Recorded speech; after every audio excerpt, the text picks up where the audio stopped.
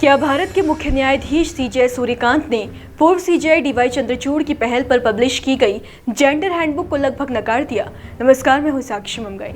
CJI Suryakant और पूर्व CJI D Y Chandrachud से जुड़ा ये मामला क्या है, आइए आपको विस्तार से बताते हैं। 2023 में देश के सभी कोर्टों के लिए सुप्रीम कोर्ट की हैंडबुक जारी की गई थी।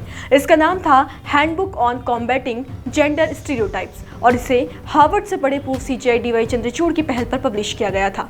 इस जेंडर हैंडबुक का मकसद था जजों और वकीलों को जेंडर से जुड़े अन्यायपूर्ण शब्दों के बारे में जागरूक करना और उनकी मदद करना।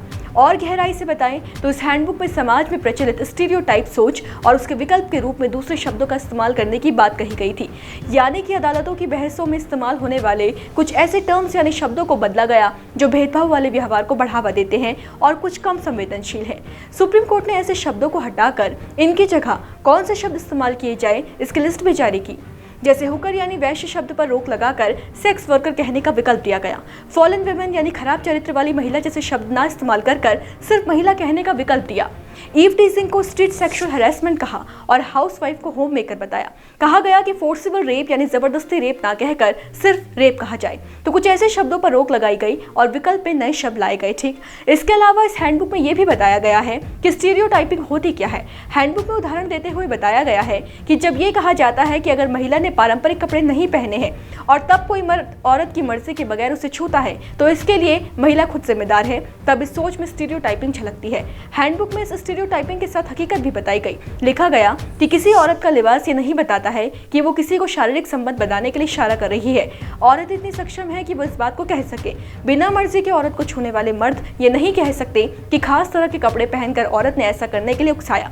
इसी तरह के स्टीरियोटाइप सोच के खिलाफ जागरूकता लाने के लिए, नए वैकल्पिक शब्दों को मुहैया कराने के लिए और कानून के विषयों में महिलाओं को लेकर स्टीरियोटाइप को खत्म करने के लिए लीगल कम्युनिटी और जजों के सहयोग से सुप्रीम कोर्ट ने 2023 में तत्कालीन सीजेआई डीवाई चंद्रचूड़ की पहल पर handbook on combating gender stereotypes जारी की थी। अब खास बात यह है कि मीडिया रिपोर्ट्स के मुताबिक वर्तमान chief justice of India Suryakant ने पूर्व सीजेआई डीवाई चंद्रचूड़ की पहल पर पब्लिश की गई इस जेंडर हैंडबुक को लगभग खारिज कर दिया है। लल्लन टॉप की रिपोर्ट के मुताबिक मंगलवार 10 फरवरी को सीजेआई सूर्यकांत, जस्टिस जयमाल्या बागची और जस्टिस एनवी अंजारिया की बेंच ने कहा कि हैंडबुक में यौन हमले के अलग अलग पहलुओं को फॉरेंसिक मतलब दिया गया है जिन्हें रेप सर्वाइवर, उसके रिश्तेदार या आम लोग शायद ना समझ पाए। कोर्ट ने दो टुक कहा कि साल 2023 में जारी जेंडर स्टीरियोटाइप कॉम्बैट हैंडबुक इतनी जटिल है कि आम लोगों और पीड़ितों की मदद करने में विफल है। कोर्ट ने स्पष्ट किया कि कानूनी भाषा को सरल और भारतीय समाज के अनुकूल होना चाहिए, ना कि विदेशी विश्वविद्यालयों के चश्मे से देखा जाना चाहिए।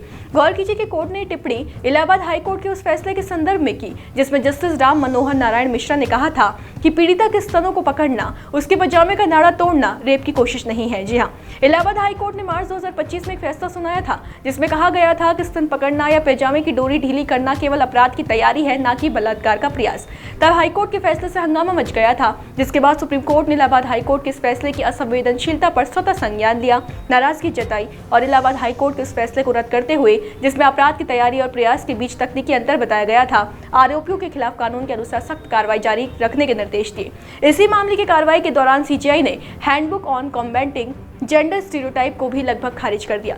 सीजेआई ने कहा यह बहुत ज्यादा हार्वर्ड ओरिएंटेड है। बेंच ने भोपाल में नेशनल जुडिशियल एकेडमी यानी एनजीए से कहा कि वो डोमेन एक्सपर्ट्स, एकेडमिक्स और वकीलों का एक पैनल बनाए जो इस मुद्दे पर फिर से विचार करे, एक गाइडलाइन बनाए और सुप्रीम कोर्ट को एक रिपोर्ट सौंपे। बेंच ने कहा हम इसे ठीक करने के लिए एमएक्स क्यूरी, शोभा गुप्ता और सीनियर एडवोकेट एचएस फुल्का समेत वकीलों की मदद लेंगे। सीजेआई ने कहा कि एक बार इसे फाइनल कर लेने के बाद एनजीए को इसे हाईकोर्ट जजों के लिए स्टडी मटेरियल बनाना चाहिए जिन्हें बैच में बुलाया जा सकता है और सेक्सुअल असॉल्ट मामलों में निपटने के लिए जरूरी सेंसिटिविटी के बारे में ट्रेन किया जा सकता है। कोर्ट ने यह भी कहा कि सुप्रीम कोर्ट में बैठे हाईकोर्ट जजों को उपदेश देने का कोई फायदा नहीं है, उन्हें एनजीए में प्रैक्टिकल ट्रेनिंग मिलनी चाहिए। तो कहीं ना कहीं टिप्पणी से लगता है कि सीजेआई सूर्यकांत का मानना है कि पूर्व सीजेआई डीवाई चंद्रचूड़ द्वारा शुरू की गई हैंडबुक विदेशी शैक्षणिक दृष्टिकोण से अधिक प्रभावित है, जबकि इन मामलों में आम आदमी की समझ को तरजीह देनी चाहिए। आपका मामले के बारे में क्या ख्याल है, कमेंट बॉक्स में जरूर बताएं।